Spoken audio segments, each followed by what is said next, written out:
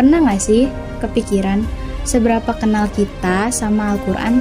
Serius deh, Al-Quran itu bukan sekadar bacaan rutin waktu bulan Ramadan atau dibaca pas ada tahlilan aja.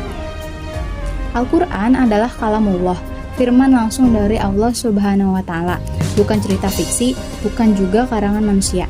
Al-Quran adalah kitab suci yang diturunkan kepada Nabi Muhammad SAW sebagai petunjuk hidup buat kita sampai akhir zaman nanti.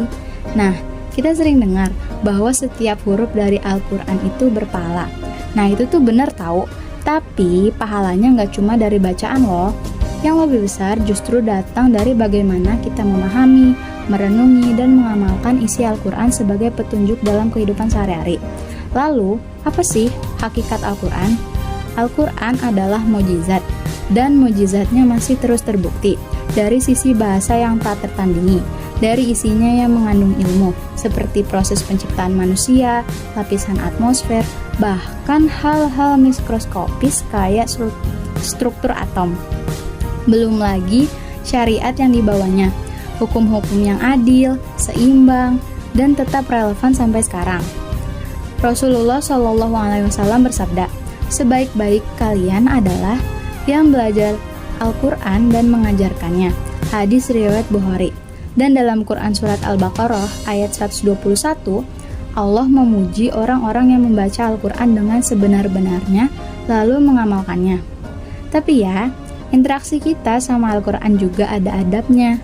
Kita diajarin untuk menyentuh Al-Quran dalam keadaan suci atau sudah berwudu, membaca di tempat yang suci, disunahkan bersiwak sebelum membacanya, membaca Al-Quran dengan tartil, memperhatikan tajwidnya, dan yang paling penting menghayati maknanya, serta memerdukan suara ketika membaca Al-Quran.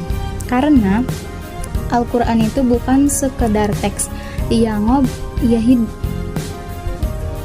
Karena Al-Quran itu bukan sekadar teks, ia hidup, menuntun hati kita, serta memberikan ketenangan yang gak bisa dijelasin, cuma bisa dirasain.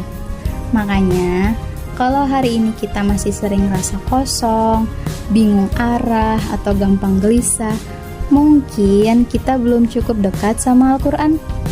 Nah, dekat di sini itu bukan cuma hafal, bukan cuma fasih membacanya, tapi juga mempelajarinya, memahaminya, dan juga mengamalkannya.